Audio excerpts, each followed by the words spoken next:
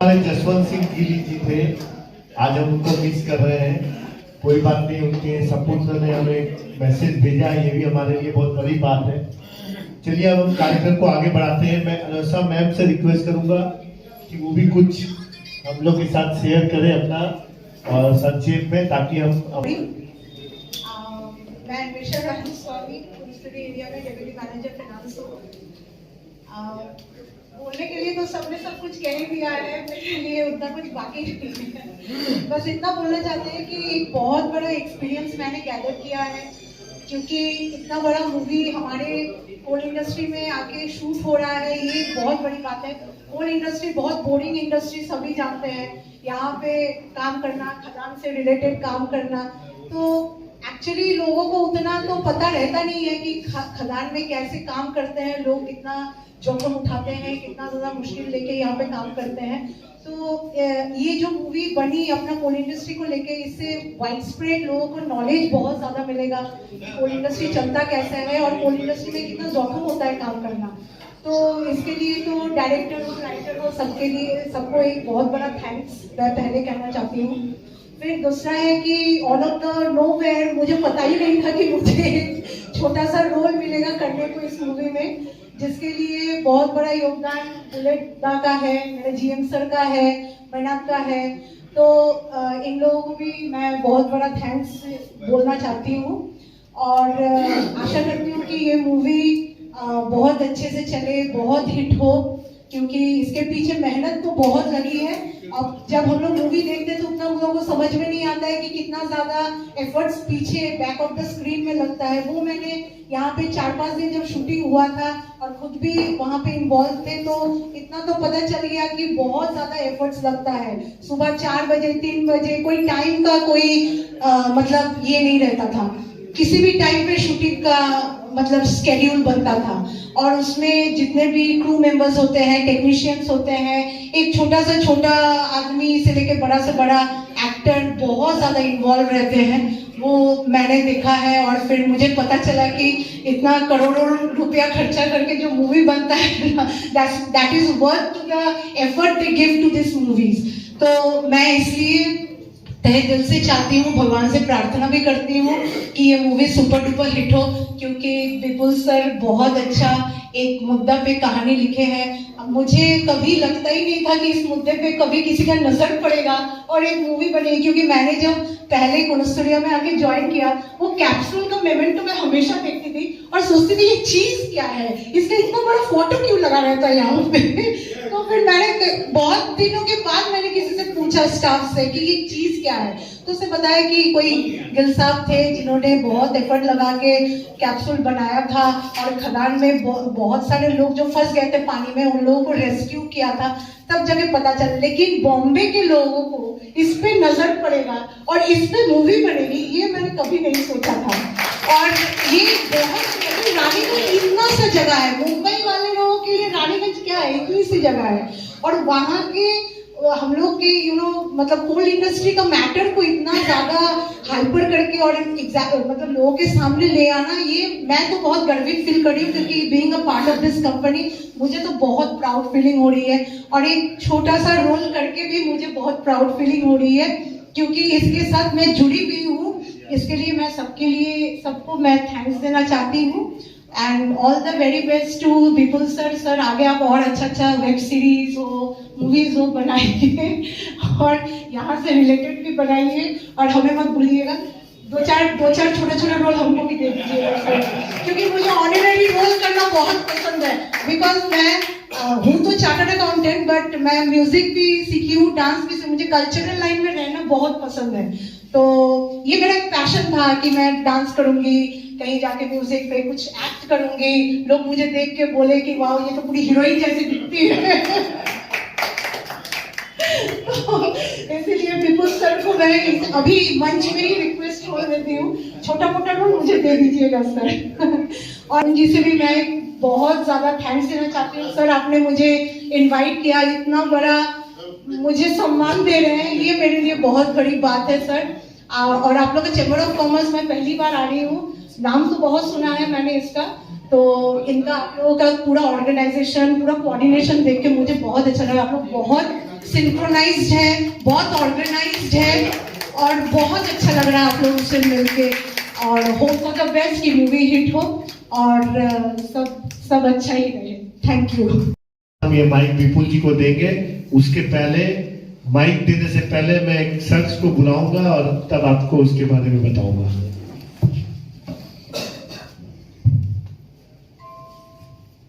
নমস্কার। আজকের এই অনুষ্ঠানে আমরা উপস্থিত হয়েছি অভিনেতা হিসেবে। এটা পুরোটাই ক্রেডিট গোজ টু আমাদের জেনারেল ম্যানেজার অবকুনস্তর এরিয়া এবং বুলেট দা। এনারা না থাকলে আমরা কিন্তু এখানে অভিনয় করার সুযোগটা পেতাম না। এটা তো আমরা জোর গলায় বলতে পারি যে বলিউডে অভিনয় করার সুযোগ আমাদের এই মফস্বল এলাকা থেকে পাওয়া যায় না। আমার শেয়ারসোলে বাড়ি, আমি কুনস্তর এরিয়া অফিসে অ্যাকাউন্টস ডিপার্টমেন্টে কাজ করি এবং মহাবীর কোলে এরিয়া শেয়ারসোলের সংলগ্ন এলাকা। যে টাইমে দুর্ঘটনা ঘটেছিল সে টাইমে আমরা অনেক ছোট ছিলাম, কিন্তু ঘটনাটাকে আমরা আমাদের এই ডাক্তারের রোল আমরা প্রায় 10 জন মিলে আজকে যারা উপস্থিত আছেন, আমাদের সুবিরদা, সুমন, ভজনদা, কুণাল, বিশ্বজিৎ, অন্বেষা ম্যাডাম, আরো যারা আসতে পারলেন না আজকে, ডাক্তার দেব ছিলেন, উনি আজকে বাইরে গেছেন, মনতোষদা ছিল, মনতোষ চ্যাটার্জি ভালো অভিনেতা, নাট্য একাডেমি থেকে সে নাটক করেছে। আমরা পেয়েছি, আমরা ভালো ভালো অভিনেতাদেরকে এর মধ্যে পেয়েছি। যেটুকু সুযোগ দিয়েছেন তিনু স্যারকে স্যালুট জানাচ্ছি। উনি আমাদেরকে যে টেকনিশিয়ান, বিভিন্নভাবে টেকনিশিয়ানদের কাছ থেকে আমরা যে ক্যামেরা মুখোমুখি হয়েছি, এটা আমাদের কাছে গর্বের এবং বিশাল ব্যাপার। অন্বেষা ম্যাডাম বলার সময় বলেছেন যে সেদিনে যে ঘটনাটা ছিল এটা আমাদের কাছে আনন্দের ঘটনা ছিল না, মহাবীরের ঘটনা। যারা আমরা রানীগঞ্জ বেল্টের মধ্যে আছি, বিভিন্ন মানুষ এই অঞ্চলে বীজপুর, নিমচা থেকে শুরু করে বিভিন্ন 11 থেকে শুরু করে বিভিন্ন অঞ্চলের মানুষ, যেটা রানীগঞ্জের মধ্যে যে কোলিয়ারিটা নাম সেটা হচ্ছে মহাবীর কোলিয়ারি। তার বাংলা সংলগ্ন এলাকা হচ্ছে মহাবীর কোলিয়ারি। সে এলাকায় সেদিন যে কি ঘটনাটা ঘটেছিল, আমরা আতঙ্কিত, অনেকে আছেন আতঙ্কিত ভুগে আছেন। বুলেটদা বলার সময় বলেছে যে আমাদের বালিচরণ দুসাদ, তার বাবা ছিলেন সীতারাম দুসাদ, সে প্রথম একজন যে জলের মধ্যে মারা গেছিলেন প্রথম, তারপর আরো 5 জনের পরবর্তীকালে পাওয়া গেছিল। তো সে একটা অভিজ্ঞতা শেয়ার করছিল, বলছে রেডিওর মাধ্যমে, তখন তো আমাদের এত মোবাইল বা ছিল না, 1989 সালে এত প্রযুক্তি আমাদের এগিয়ে যায়নি। রেডিওর মাধ্যম দিয়ে সে খবর পেয়েছিল যে মহাবীর খনিতে জল ঢুকেছে এবং সেখান থেকে ওরা বেনারসে ওদের বাড়ি, ওর মা আর ও দুজন মিলে আসে, আমাদের শিয়ারসোলের রাস্তা হয়ে মহাবীর কোলিয়ারিতে যায় এবং সেখানে আলোচনা হতে হতে ছেলে জিজ্ঞেস করে যে কি এখন আপাতত একজনের ডেথ খবর পাওয়া গেল, মৃত্যুর খবর পাওয়া গেছে, তার নাম হচ্ছে সীতারাম দুসাদ। ওই ছেলের বয়স তখন প্রায় 21, আজকে মোটামুটি 56 বছর বয়স প্রায় হয়েছে, মানে শুনে ডাইরেক্ট আমরা কথা বলেছিলাম। তো সে শেয়ার করছিল সেদিন দুর্ঘটনার ঘটনাটা, যে মা তারপরে সেন্সলেস হয়ে যায়। তো এরকম আতঙ্কের মধ্যে এলাকার মানুষরা সেদিনটা ভুগেছিল এবং গিল স্যারকে নিয়ে আমি রাহুল স্যারকে, মানে আমাদের খনির মানুষরা কি কষ্টের মধ্যে কাজ করে আজকে যে আমরা লাইট যে পাওয়ার, যে কয়লা কিভাবে উৎপাদন করে, সেটা কিন্তু ফিল্মের মধ্য দিয়ে আপনারা বুঝতে পারবেন। আমি রাহুল স্যারকে থ্যাঙ্কস জানাবো এই কারণের জন্য।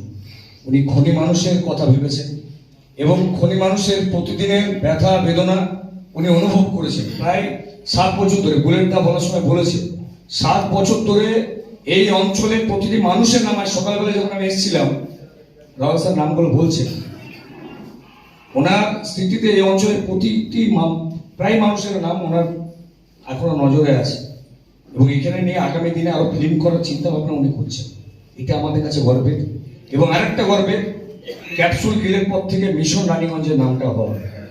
রানীগঞ্জ বাসী হিসাবে আমরা গর্বিত এবং যেটা হচ্ছে যে আরো বেশি গর্বিত হব, এই রানীগঞ্জ অঞ্চল আমাদের প্রত্যেকের দায়িত্ব।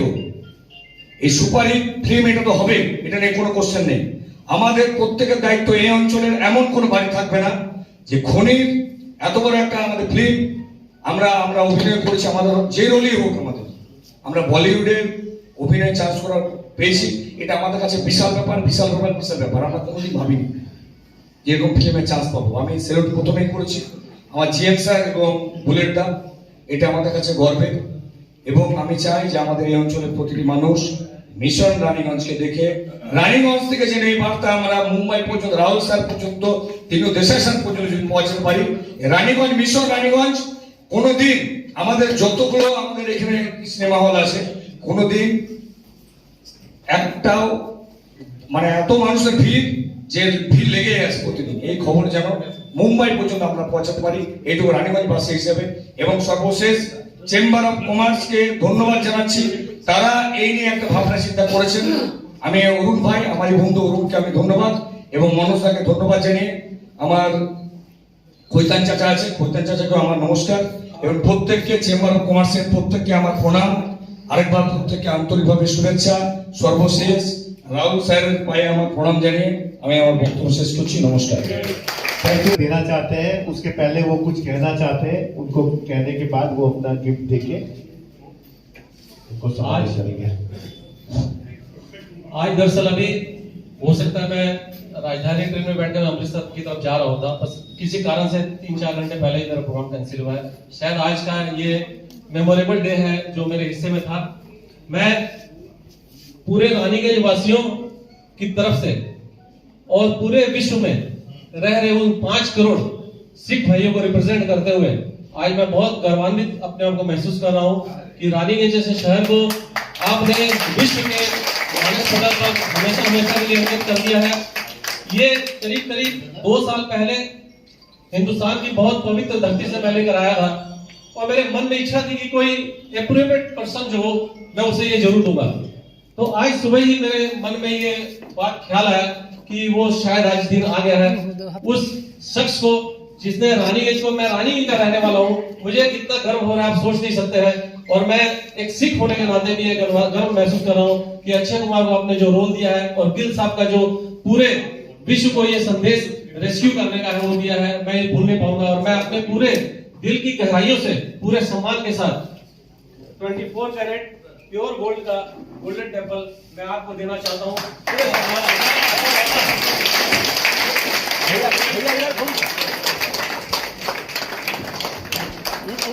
प्योर गोल्ड का 24 कैरेट का जबकि सबकी बाड़ी दी हुई है गुरुद्वारे से। वाह वाह वाह।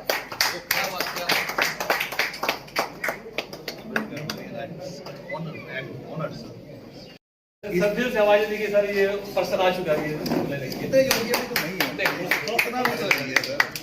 हाथ को थोड़ा पीछे। Thank you.